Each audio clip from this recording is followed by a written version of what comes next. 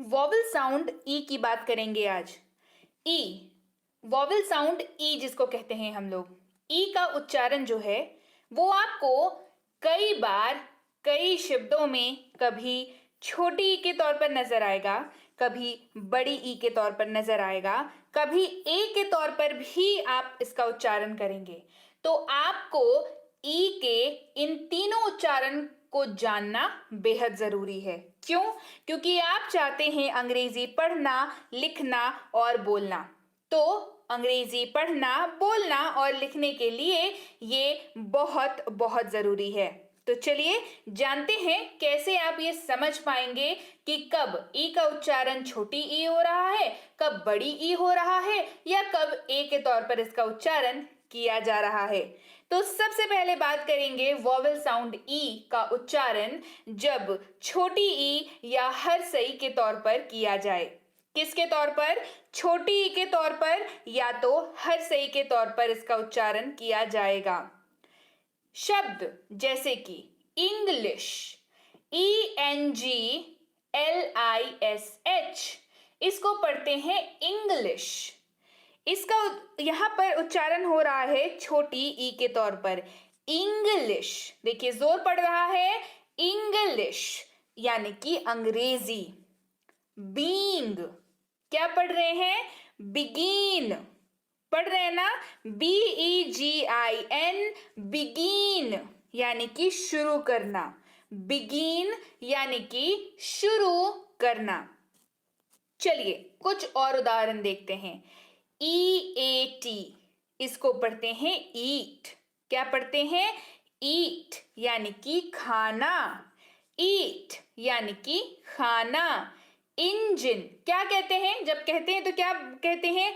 Engine, है ना? तो ENGINE यहां पर हो रहा है इंजन यानी कि यंत्र। एक यंत्र जिससे चीजें मूव होती, चलती हैं, है ना? इंजन जिसको कहते हैं। इक्वल, क्या पढ़ रहे हैं? इक्वल। उच्चारण पे ध्यान दीजिए, ई का उच्चारण हो रहा है छोटी ई के तौर पर या हर्षई के तौर पर सीख रहे हैं, right?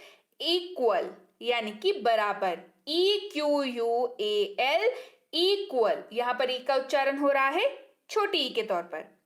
Erase, erase, ERASE, erase यानी कि मिटाना। इरेज यानी कि मिटाना। इवन, क्या पढ़ रहे हैं?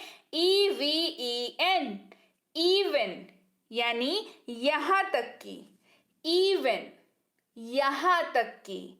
इविल, EVIL, पढ़ रहे हैं इविल। क्या पढ़ रहे हैं? इविल यानी कि बुराई, बुरी शक्ति, इविल, राइट? चलिए बढ़े आगे। अब समझते हैं वॉवेल साउंड ई का उच्चारण जब बड़ी ई के तौर पर हो या दीर्घई के तौर पर हो। बड़ी ई के तौर पर या दीर्घई के तौर पर। सबसे पहले एच ई, यहां पर ई जो है वो दीर्घई का काम करेगा, तो एच हो गया। ई के लिए यहां पर दीर्घई का इस्तेमाल हुआ, ये हो गया ही। क्या हुआ? ही यानी कि वह। HE, ही यानी कि वह। ME, ME, म के साथ दीर्घई का इस्तेमाल हो गया मी। यहां पर ई का उच्चारण कैसे हो रहा है? दीर्घई के तौर पर हो रहा है। मी यानी कि मुझे। मी यानी कि मुझे। और उदाहरण देखते हैं। TEETH, टीथ, कैसे उच्चारण हो रहा है? टीथ, है ना? तो यहां पर कैसे उच्चारण हो रहा है? यहां पर दीर्घई के तौर पर उच्चारण हो रहा है, टीथ यानी कि दांत। डियर, DEER, डियर यानी कि मृग। मीट, MEET, मीट यानी कि मिलना। मीट यानी कि मिलना। ईस्ट, अगला शब्द है EAST, ईस्ट यानी कि पूर्व। यहां पर कैसे इस्तेमाल हो रहा है? बड़ी ई के तौर पर, है ना? ईच, EACH, ईच यानी कि प्रत्येक।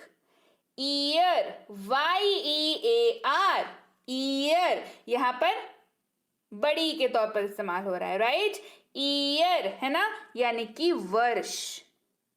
बढ़ते हैं आगे और समझते हैं वॉवल साउंड ई का इस्तेमाल जब ए के तौर पर हो या एकार की मात्रा के तौर पर हो। जी हाँ, ए के तौर पर या एकार की मात्रा के तौर पर। जैसे THERE, there, THERE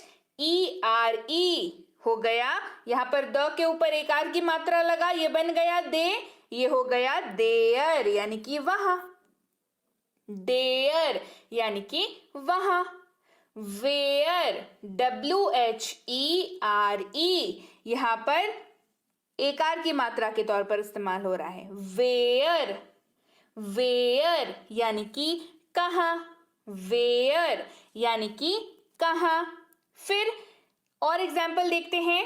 GET, gate, GET, gate यानी कि प्राप्त। Net, NET, net, NET, net यानी कि जाल। LET, लेट, LET, लेट यानी कि होने देना। 8, EIGHT, एट यानी कि 8, नंबर 8 है ना। EIGHT, 8 यानी कि नंबर 8। एवर, EVER, एवर यानी कि कभी। एवर यानी कभी। एल्बो कैसे इस्तेमाल हो रहा है इन सारी जगहों पर? ए की तौर पर इस्तेमाल हो रहा है। इसके पहले हमने देखा एकार की मात्रा के तौर पर इस्तेमाल हो रहा था, राइट। एल्बो, ELBOW, यहाँ पर ए के तौर पर इस्तेमाल हो रहा है, हो गया एल्बो यानी कि कोहनी। एल्बो यानी कि कोहनी, राइट। तो चलिए, हमने आज सीखा ई वॉवेल साउंड जो होता है उसका अलग अलग कैसे कैसे उच्चारण होता है। कभी